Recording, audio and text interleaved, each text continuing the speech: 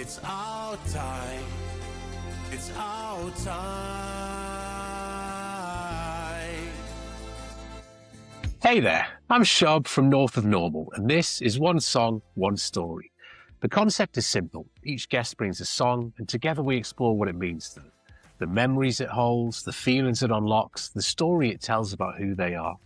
Today's episode is about love, identity, and the unexpected ways music can pull you into a story much bigger than your own. I'm joined by Josh Nutting, a Yorkshire lad whose life took a sharp turn when he fell in love with a Ukrainian woman, and in the process, a country, a culture, and a song. Josh brings a Ukrainian folk song that's been sung for over a century, a song of resistance, resilience, and national identity. We talk about how much music can carry history, how songs can take on new meaning in times of war, and what it's like to feel connected to a place you never expected to be part of your story. All right, let's begin. Enjoy. Welcome to the One Song, One Story podcast, Joshua Nutting. How are you, sir? Very good, thank you, Shubs. Excited to be here. Me too. It's been a while. It's been a while in the making, so very happy we finally got together. I know. Sorry, it's taken me so long to book in, but then I saw some of the other old crew booking in, so I thought I better get it done. And whereabouts in the world today are you, Josh? I am in just outside of Bradford, West Yorkshire. Yorkshire born and bred? Yorkshire born and bred. Well, I was actually born in Cumbria, which pains me. Yeah, but then moved a couple of weeks into my life, so it hurts me every day to think about. Good. And you said you just took one of those DNA tests. So how far out of Yorkshire does your lineage span? So it goes back. I think it goes back a number of 100 years. And I was saying to my missus, like, well, I live on an island. I'm going to have the least interesting DNA of all time. She's like, no, we'll do it. Because she's from Eastern Europe, so like she's got a real mix. And the furthest afield I got was northern France. So basically, my grandma went on holiday to France once. I think that's about it. Booze cruise. went to fill up on cheap wine and beer for Christmas, and then came home. Oh, well, grateful that she did, just to spread the seed a little bit further. Josh, if your day today was a song, what would the title of that song be, and what would the vibe be? The title of that song, if it was a real song, today's been I'd give it to Dolly Parton, Working 9 to 5. Ooh, classic. It's a classic song. Sometimes I do think, what a way to make a living. But yeah, no, can't complain too much. Cannot complain too much. Good. And one thing I always like to do with guests is think of a song that connects us. Okay. Either connects us or a song that I think of when I think of you. Now, we used to work together, and I have very vivid memories. You had a headset on like this. There were occasions where you would suddenly take off the headset and burst into song. And there's a number of songs that come to mind. The first one that I remember, and there was a lot of songs, but the first one that sticks with me is Craig David Rewind. There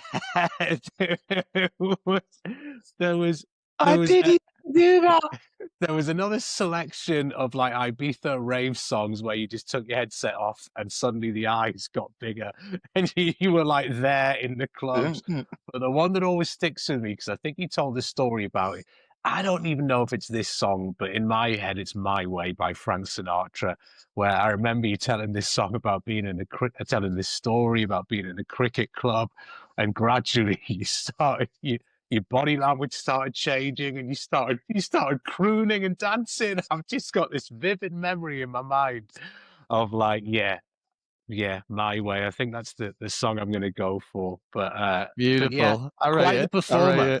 Quite the performer. Well, it's a performer or attention seeker. It's a fine line, isn't it? I think, unfortunately. I think you maybe missed a career on the stage. Did you ever grace the stage at any point?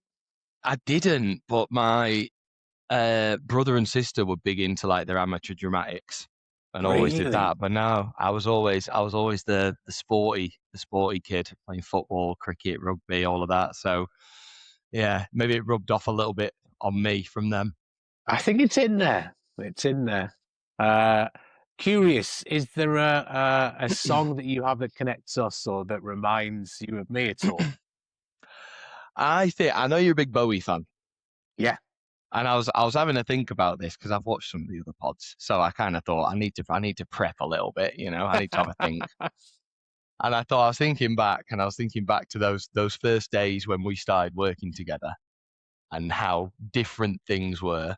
And look at us now, like things are just. I mean, I think both of our lives have taken quite strange trajectories in some ways. Huge. Yeah. So yeah, I'd go Changes by Bowie. Oh, what a beautiful shout. That's one of my favorite Bowie songs. So yeah, it's a belter. I think the Yeah. first time I ever heard it was in Shrek. No way. Yeah, I think before then, I think we'll come on to my kind of lack of in-depth music knowledge. But yeah, I remember hearing it and being, oh, that's a good song. You know that song from Shrek? Yeah, that Shrek song. Mike Myers sings it. Oh, what a great song. And I defy anyone not to sing the change. Changes. It's so Yeah, satisfying. So hey, you satisfying. gotta be done, man. Well done for Shrek for introducing you to a bit of Bowie. And what a beautiful sentiment. Our lives have changed immeasurably. And I was Mm. talking to someone the other day that I find it fascinating. Maybe get a little bit more aware of it the older that you get, but when you are in the moment, it's very tough to see like how things are going to change. Sometimes you can feel stuck or like this is me for the next 2, 3, 4, 5 years. But then you Mm. get to that 5 years and you look back and you're like, fuck, I did not see that coming. Percent. I think it's one of them. I think everyone has this vision in their life that it's building up to some great crescendo, Mm, and there's going to be this big defining moment. And I think 99.9% of the time it isn't that. It's just those small little iterative changes that you probably yeah, don't notice, and then one day like you said, you stand and you look back and you go, "How have I got here? Like, why? When yeah, did yeah, this? All, when yeah. did all this happen?" So yeah, it's a funny one, isn't it? Yeah, it really is. It really is. And we worked together for 3 years. Um, it's Great always 3 years. interesting. Oh, one of the best. One of the best. Always interesting because I guess over 3 years we talked about so much. We became really Mm. close, but I've never really talked to you about music at all. And I don't even know. Like, would you describe yourself as a creative person? Creative in terms of music, probably not. But then well, to be fair, I'd have always said I'm not a creative person. But then I think as I've got older, I've seen that creativity comes in many forms and wears, Mm, many guises. So yeah, I think I've got a creative streak. Um, but yeah, maybe not in a traditional sense. What I'm saying yeah. is, there's probably a bit going on in here, but I can't actually physically do anything. We had a guest on it that talks about creativity being literally anything. It's the way you approach stuff. But like I Mm. said, I would have not been surprised if you'd said, yeah, I was in amateur dramatics for like the whole of my school. Also, you're a great storyteller as well. I think that's something Uh, that I think takes a lot of creativity to craft a story. While even though I write songs, I have no interest in telling a story. I will just tell you the facts. I don't care about building it up, about creating any yeah, drama. yeah, yeah. Some people are naturally like, they will just take a bit of information and craft it into a story. But yeah, I definitely think you have that. Goes back to the attention-seeking thing, I think, doesn't it? Just love the limelight and hosting the room, and then you look back on it after a few drinks, and you go, "Oh God, well, I was rambling on for hours, wasn't I?" Now you have brought a fantastic song. Um, Mm. Kind of a curveball song in some ways, but in other ways Mhm. makes a lot of sense. A new one on me. I Mhm. think it'll be a new one on our listeners. But really excited to get into it. But before we do, um, in terms of your own connection with music, like, do you have like what's your earliest memory where either you realized music was a big part of your life, or you heard a song that you fell in love with? It's a funny question for me because I mentioned it a little bit earlier on. When I was a kid and I was growing up, I was 100% sport. Yeah. And that's all I wanted to do. That's all I wanted to focus on. And I had little to no music knowledge. Like I would hear songs and I'd hear what my parents played in the car. But even when I was like early teens, that age where most people are diving into music and becoming obsessed with their band, the most recent band, the most recent singer, I was just oblivious to it all. So it was almost like a bit of a um it got to a point where it almost felt a little bit intimidating, I think, when I was a kid, because I had such Yeah. little knowledge of it and I didn't want to look stupid and someone be like, oh, this song. And, you get that, you haven't heard of whoever it is. And so I remember my overarching memory of that was we were like this school band or something anyway, we're playing some covers at like a school concert or assembly or something. And our whole year was sat in this hall and all the kids behind me started joining in with the song that was being played. And I turned around, I was like, how do they know the words? I've got no idea. I've got no idea what this song was. It was only then later in life that I realised that it was "Don't Look Back in Anger" by Oasis, and I just had no clue of what this song Wow. was like. So yeah, I was completely oblivious, in all honesty. But over time, I've developed what I'd say is quite an eclectic taste. But again, still probably quite ignorant in a lot of ways to the wider world of music. But yeah, I think I can go for anything. Obviously I've had my Ibiza tech house days, but I could just as easily sit back, listen to a bit of country. Oh, A really? bit of indie. Obviously, being from Yorkshire, you've got to love the Arctic Monkeys. So yeah, it's really, really broad, really broad. I will genuinely listen to anything. Wow. I mean, you say oblivious, but it's actually quite impressive to not know. Don't look back in anger. Like, like, where have you been? Like, I mean, But you that's must have avoided all radio, TV. and you How know much what sport did I, you play? well like loads. But then I realised as well that I would never go home and listen to music. I'd go home and I'd go out and play a sport, or I'd play FIFA or something. And obviously, the songs on FIFA is a massive thing, like the Yeah, yeah, background yeah, songs when you're not playing. So I'd know the songs and I'd know some really famous songs. No idea who the artist is or what the name of the actual song was because I'd just yeah, heard it. Because I never really dove into, right, who's this band? Right, I'm going to listen to their whole album tonight yeah, because yeah, yeah. I don't know, maybe it's an ADHD thing or something. Just didn't have the attention span at the time. Yeah, yeah.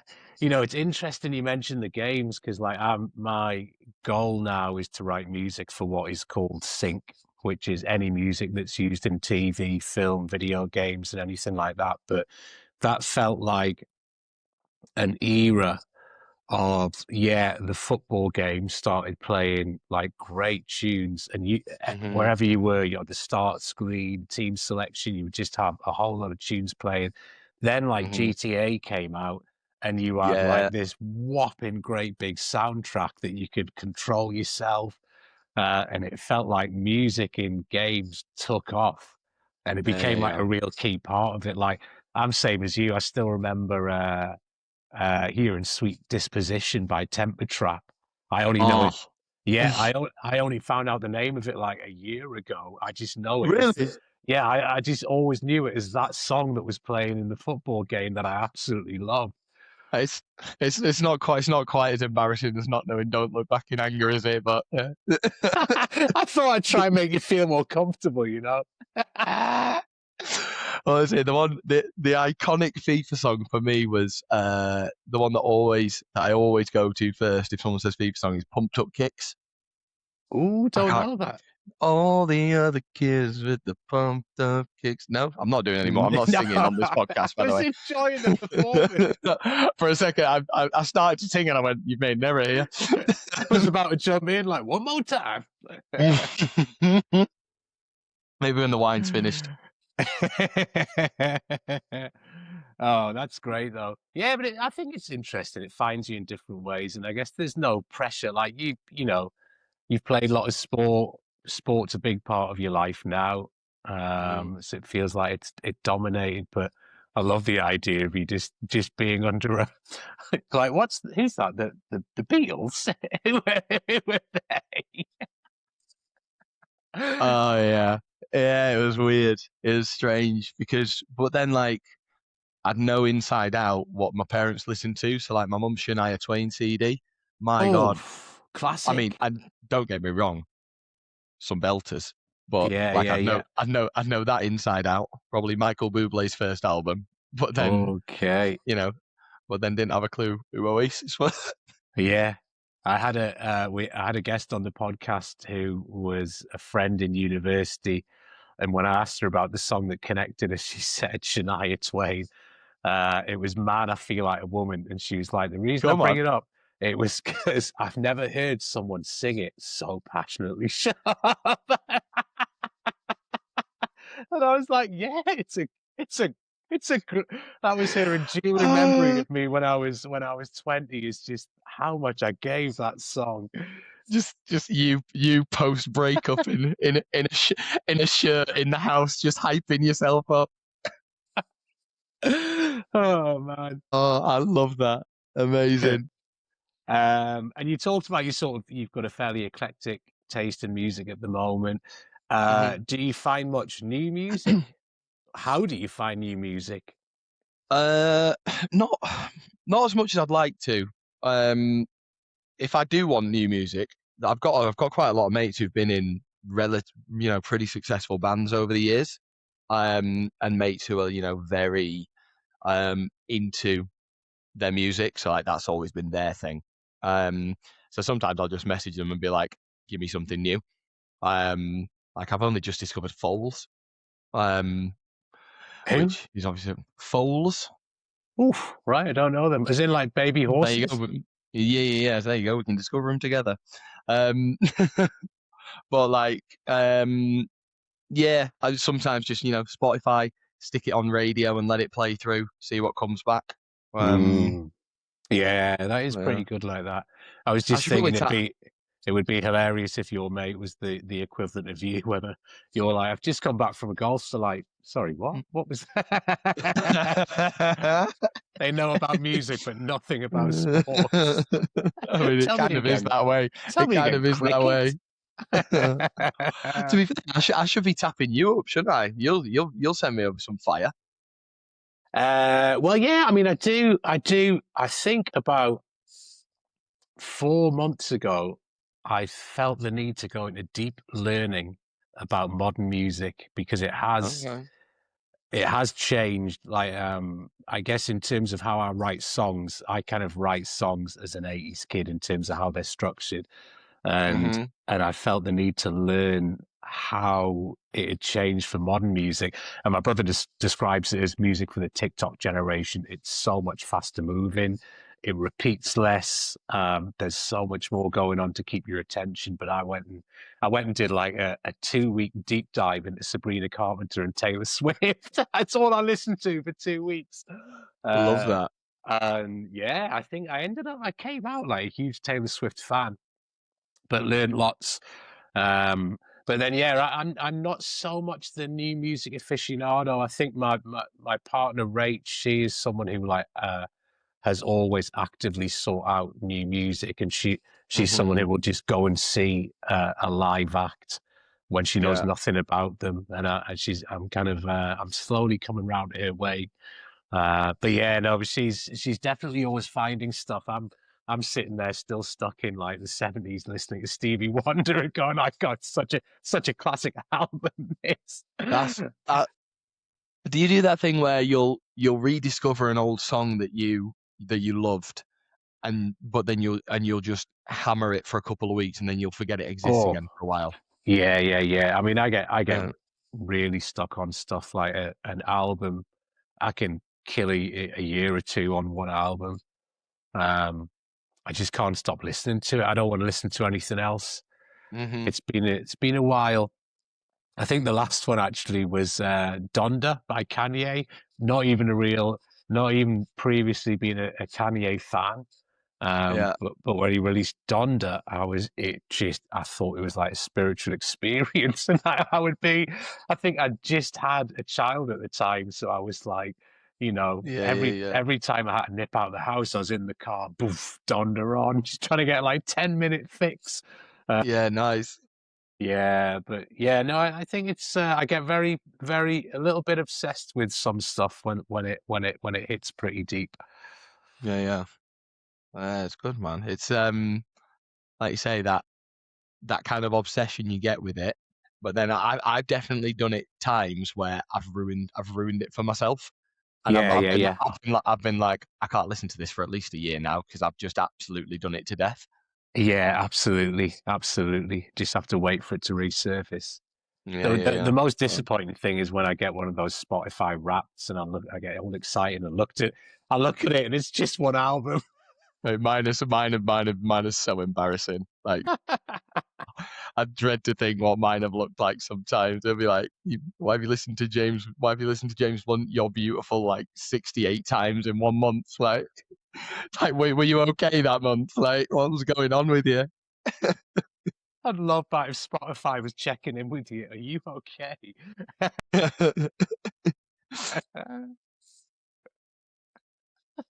Yeah, get a warning for too much James Blunt. Just like, here's a number where you can get some help. And that's nothing against James Blunt. He's a great man and a great songwriter. Yes, indeed. And I don't think I was ever a huge James Blunt fan until I cottoned on to his social media game. And then I thought this guy's a legend. So Uh, good. he's hilarious. And I love the way it feels in my mind that he's just waiting there like, come on, someone insult me again. Yeah. But like, what a way to deal with like haters and negativity. Yeah, Just lean into it. So good, and then just make. I mean, he's clearly grown his brand off the back of that. So it's like that's the yeah, first, yeah, yeah.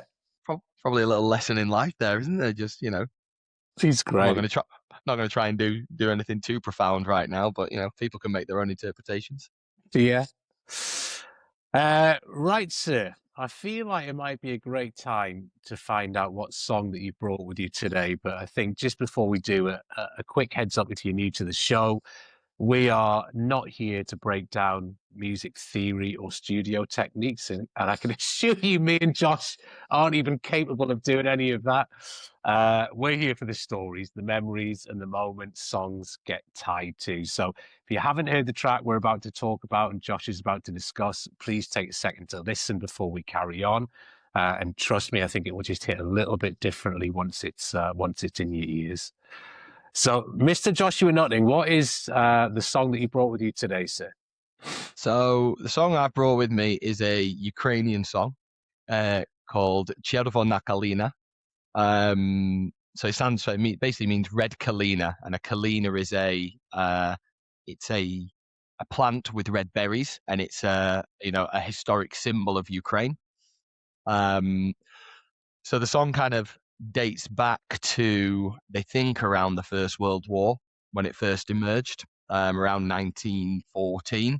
And it's always been a very strong kind of Ukrainian nationalist symbol. It's all about, the fight against oppression, the fight against, war most of the time. Obviously, the Russians, obviously there was the Polish occupation as well. But then until the 80s and the fall of the Soviet Union, the song was actually banned. No way. Yeah, so the song was banned, but has obviously been kept alive. And then, obviously, when the Soviet Union fell and Ukraine got its independence, the song re-emerged again, and has obviously been a lot more widely acknowledged and kind of spread across the world in light of obviously what's happened with Russia's most recent invasion of Ukraine. I Yeah. should probably mention to the people at home, I'm marrying a Ukrainian girl, which is why I've been kind of brought into all of this this side of things as well. So yeah, that's the tune.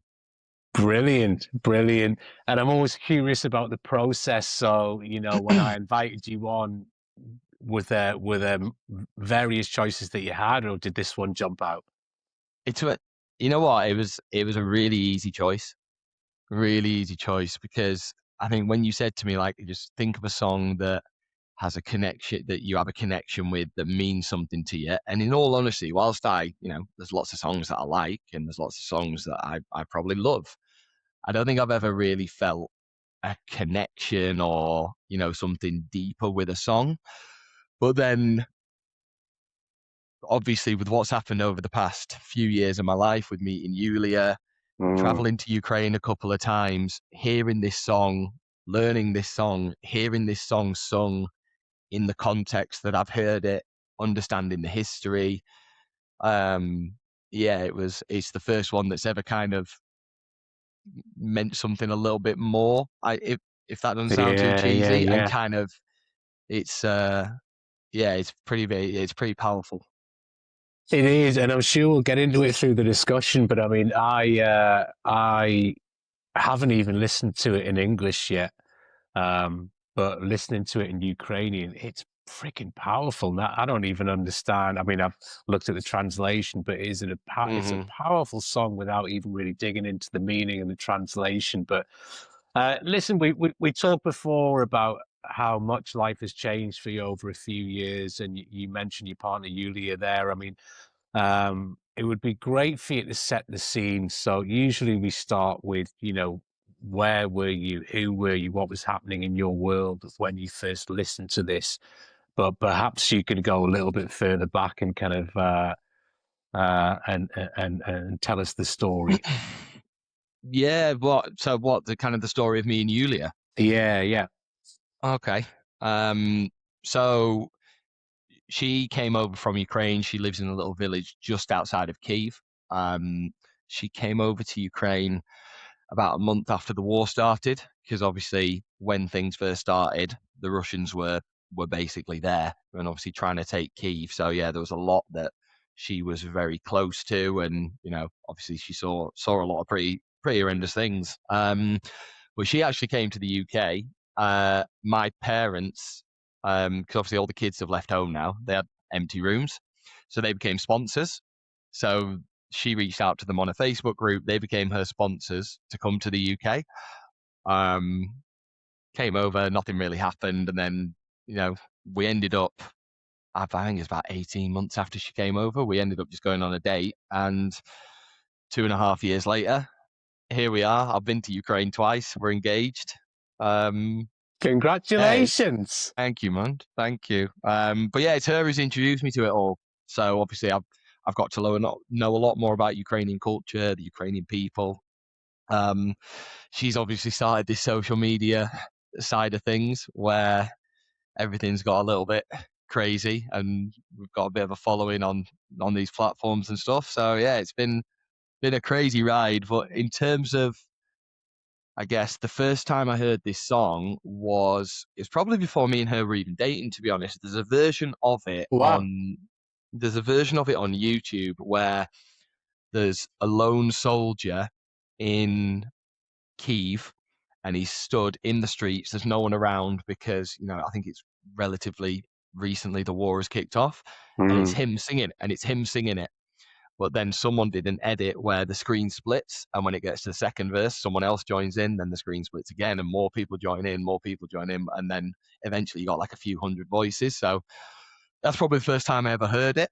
And again, like you, at the time, I had no idea what the words meant, but it's kind of like, it hits you pretty hard. Yeah.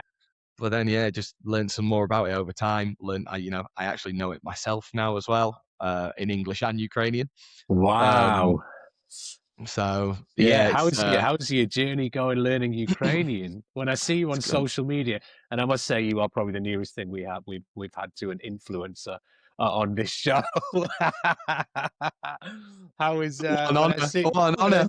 I see you on social media, your Ukrainian sounds like it's come on amazingly. Дуже дякую, мій брат. Thank you Oh, very much. Thank you very much, my brother. are you just learning off Yulia, or are you taking lessons, or are you Duolingo, or? I've got Duolingo that I do every day. I'm on about 130-day streak on that. But Wow. I think there's a limitation with Duolingo. So I'm having one-on-one lessons with a girl called Elena now as well, who's in Lviv. So we Okay, just cool. jump on Zoom once a week, and yeah, it's going good. I enjoy it. It's Brilliant. tricky, but yeah, we're getting there. Yeah, I tried out an app called Practica, which was really cool. AI language app where you there's a face that comes up, but it's just conversational, so you can just back and forth stuff, and it corrects you. You can set how much you want it to Mhm. correct and things like that. It's really Mhm. good.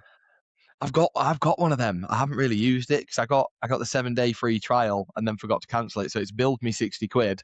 Oh, So so I probably should start utilizing that as well. But yeah, to be fair, it looks great. But you know, I wasn't aware I was going to spend £60 on it, unfortunately. But there we go. yeah, it's really cool. And yeah, and you were talking about the first listen there, so I guess you're watching this, and we should say I think it's put together by I think they're called the Kiffness, right? Who Mm, is like a South African guy, typically who does kind of parody videos. But this one felt different in terms of the fact there was no parody. It was just a kind of an ode to a Ukrainian song. But mhm, so they've created the video. They based it on, as you said, on one guy singing, and they basically layered it, turned it mhm, into a song. So you're kind of watching it as a video. You're watching it in Ukrainian. What kind of hit you first most? Because like you don't understand what's happening. Was it just the sound, the mm. energy? What did you feel? Yeah. So I think it's. I think it's that first image of just a lone soldier in what is obviously a major city that is just deserted, and you just hear him singing. You just hear him singing, and then obviously you see like the screen splits. You see like children joining in. You see just these everyday people, and Mm, obviously we all know that war has an impact on real people. But again, if I didn't have this connection with Yuliia, would I feel that human cost of this of what it actually means as much? And it's hard to understand, if you know what I mean. So yeah, I think it is powerful. I mean, I've listened to quite a few Ukrainian songs as well. There's a few where I listened to them for the first time and I had no clue what was going on, but it almost like it does kind of stir your emotions because it's so clearly something, around the mm, war and around resistance and around and things. So yeah, it's a strange one because obviously it started as I've started to understand it more, understand the history and understand the language. It started to mean more and more, but from the first time I heard it, it was yeah, it was powerful. I tell you, the the the most powerful one was we were in London doing some stuff for TikTok and everything, and there was a protest outside the Russian embassy. Obviously of Ukrainians, so we went, yeah, we'll definitely go along to that. So we went, and there was probably a few hundred people who all sung this song. mm. I was like, yeah, that's hairs on the back of the neck, like Yeah, territory. yeah, yeah. Wow. Yeah, I can understand that. And I guess from looking into this, this is, you said it was from 1914. It's a song that's been in the blood of Ukraine for a while, but I guess it feels like it symbolizes the homeland, resilience, Hmm. the bloodshed that's happened in the past. So this shit runs pretty deep if you're Ukrainian, right? And I Yeah, imagine singing it in a group where everyone's singing it, that must be quite powerful. So, yeah, I yeah. mean, how can you not feel the energy of that? That's like history pouring into your ears Uh, right there. I think it's an interesting one as well because it's the first time. Obviously, how do I explain this bit?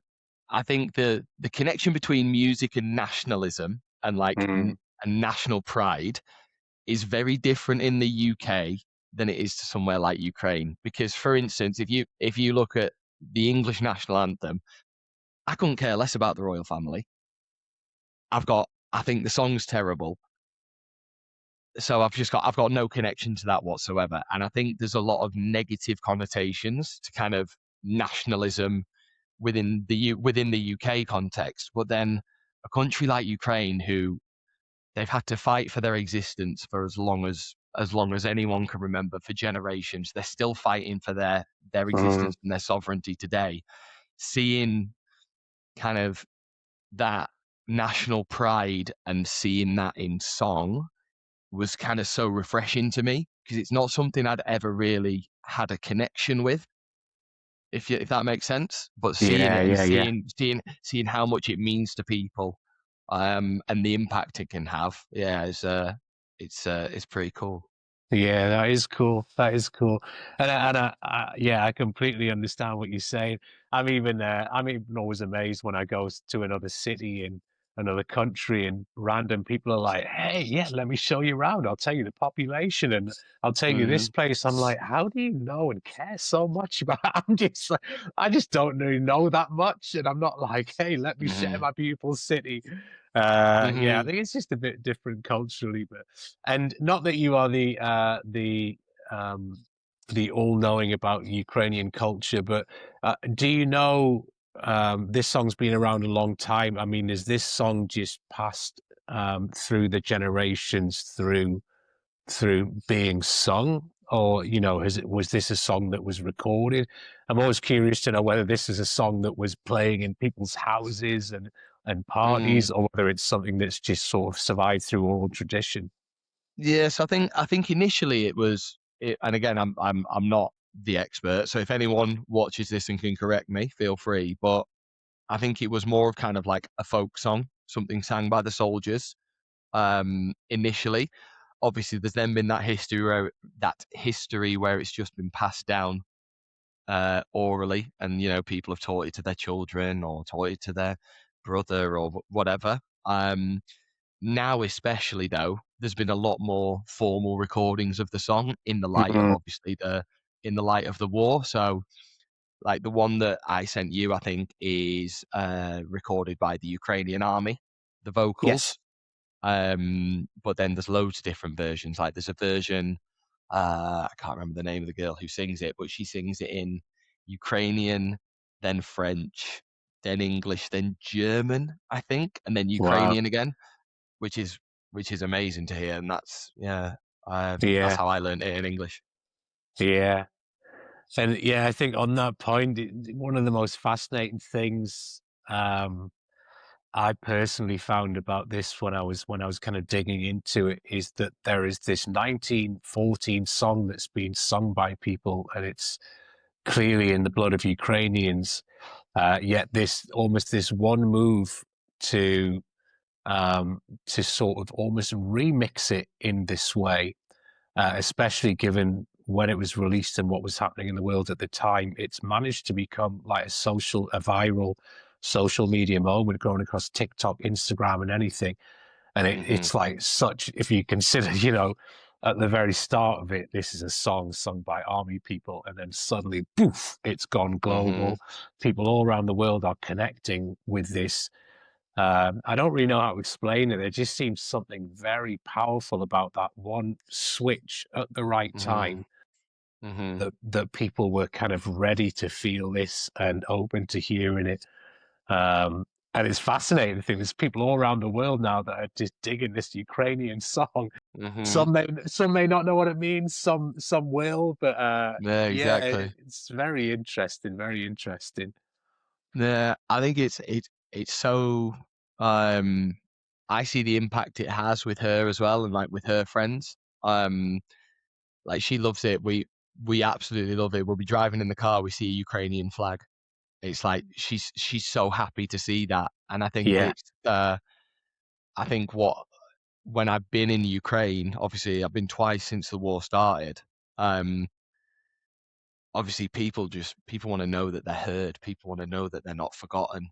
yeah. Um, it's pretty rough over there at the moment. Like there's in again, I don't know how much of it gets through to mainstream BBC, like mainstream news in the UK, but there's rolling power cuts. It's minus 20 degrees. Like Mm, it's rough. So, and it's not to say that like the videos that we do and things, it's not fixing anything, but I guess it's those small little things of going, yes, we remember about Ukraine. We're thinking about Ukraine. we're talking about Ukraine. I guess it's those small things that are what you can hopefully do to make even the Yeah, slightest bit of difference, and to put a positive message out there. absolutely. And it is interesting. I think it's what is big on mainstream news at the start, it will just gradually tail off, and it's very easy to not be on your radar because you haven't been told about it on the news. In the Yeah. background, it's still happening. There's real people with real lives and real struggle going on there. So yeah, I think anything to do to raise that awareness is great. And I guess, what do you think it would mean to both your Ukrainian friends and followers to feel that a Yorkshireman is sharing this Ukrainian song on the podcast? Yeah, so she's downstairs. She's waiting for the result of this podcast, obviously. And she will 100% be looking to clip farm it with Ukrainian subtitles, if that's all right. No, yeah. We were joking about it the other day. Actually, we were driving somewhere, and I was just in the car, and I sang this song, and she finished. She was making a TikTok for it or something, and she finished filming, and she just went, "I'm so proud of myself." I was like, "What do you mean?" And Oh, she was like, "I took a British guy who knew nothing about Ukraine, and now he can sing me songs in Ukrainian." I was like, that's great. That's that's pretty cute." And that's one of those moments as well that we referred to at the start, where you look and you go, "How's my life got here?" Like, yeah, absolutely. So very interesting that you first heard this song before you met her. yeah, So I mean, you've kind of touched on it there, but I'm always curious to know how a song, your relationship with a song evolves.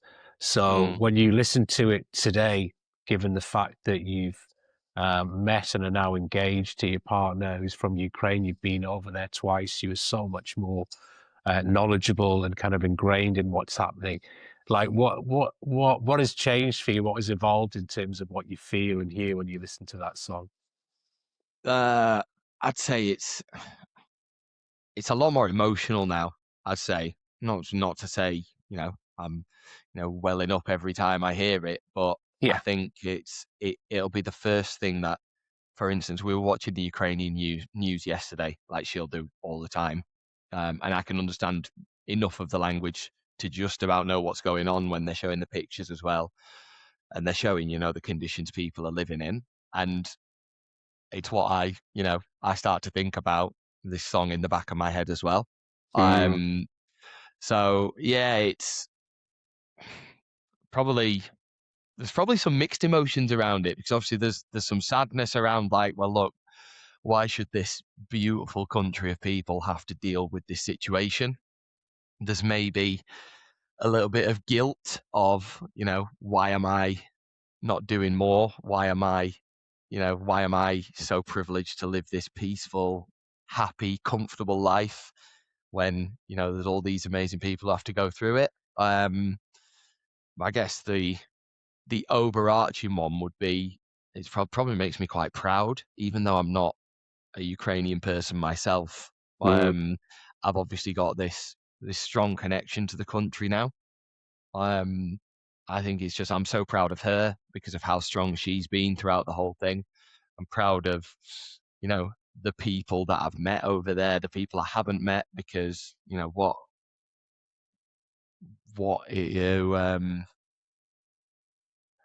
it's hard to put into words. Yeah, it's a- it's a it's a great experience meeting these people, and when you go over there and you see how positive they are and how people, are getting on with life, and yeah. how they just want to live their life. But then as well, it's painful to see that they have to go through this. So yeah, probably mixed Mm. emotions. I rambled a bit there. Sorry, mate.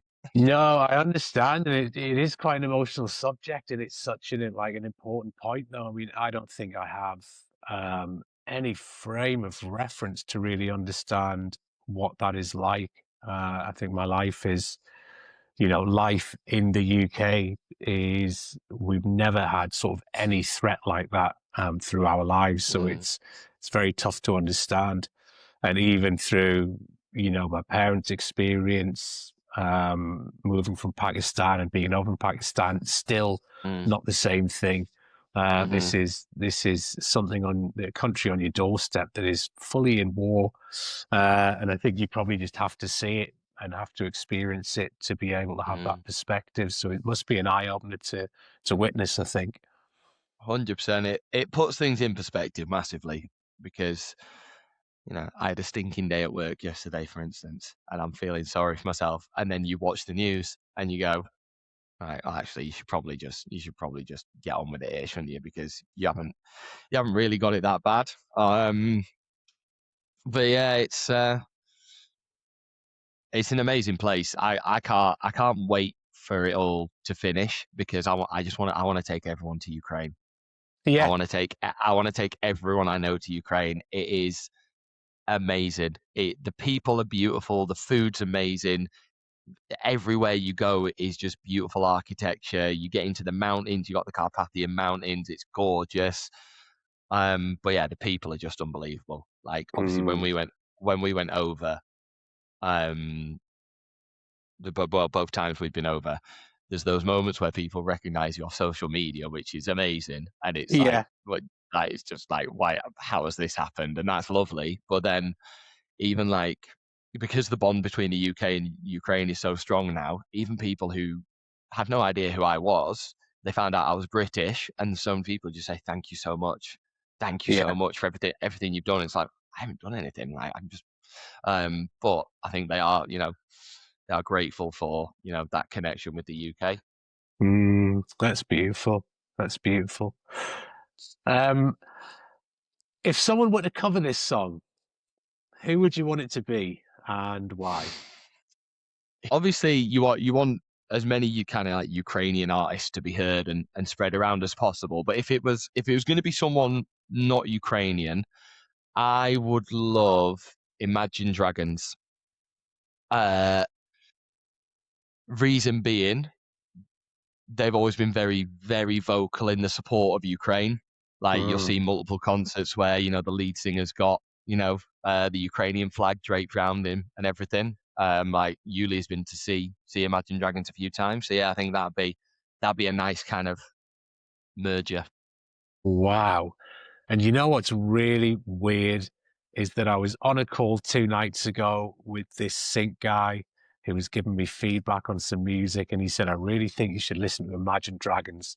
And I was on the call and I was Wow. like, I didn't make a note of it. I was like, totally, man, I will remember that. And went off the call and I was like, shit, I've already forgotten the band name, right? And I'm waiting for him to send this video so I can watch the video and get the band name again. And then, what do you know? You brought it up. Imagine Dragons. Thank you very much. You see, everything happens for a reason, Shub. And I've got to ask, would you ever consider, releasing your own version of this? The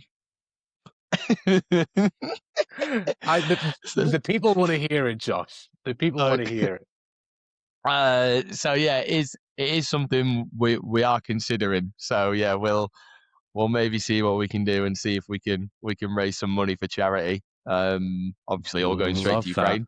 So who knows? It'd probably be one of the scariest things I've ever done, but yeah, we will see. I love this. Please film the whole process. I need to be a fly on the wall in this. Behind the scenes, yeah. I can see a whole documentary coming on. It's like your version of Live Aid. What, with one random unknown bloke from West Yorkshire. That'll be the charm. No one wants to see like a big group of celebrities anymore. Yeah. Geldof's gonna be terrified. He doesn't know what's coming for him. The next Geldof. I think that's what you should aim for. The next Geldof. Yeah. I'll stick that on my LinkedIn profile. So Josh, we're starting to come towards the end of the conversation now, but before we close, looking back on what we've shared, the song, your story, the memories it carries, is there anything that stands out most for you right now, or anything new that's come up at all? I would say, I love doing stuff like this. I love talking about Ukraine. I love talking about my Ukrainian fiance, as cringy as that sounds. I think it's kind of a thing within, you know, British guys who have a Ukrainian fiance. They tend to all the time just kind of crowbar it into conversations, just like, oh yeah, my partner who's Ukrainian. I don't know why we all do it, but I've seen like a few other blokes who do the exact same thing. But no, it's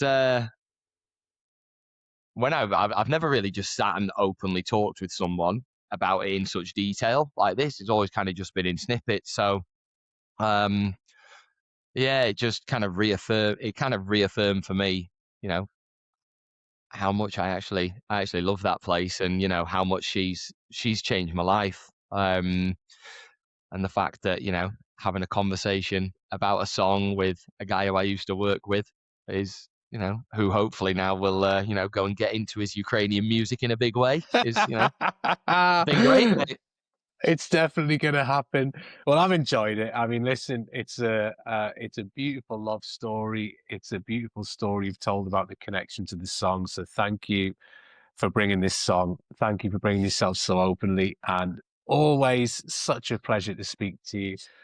Before we close, I think we have to direct our listeners to check out your amazingly entertaining social media antics. So where can people find you, follow your work, Oh, connect with what you're creating right now? people can find us on Facebook, TikTok, Instagram. I should have had this prepped, but this is you can find us here. Oh, there's a camera. That's my lovely partner's page at yprots with 2 S's on Instagram, or Yuliia Protsenko on Facebook. If you do want to check us out, you can go and see how we spend our evenings.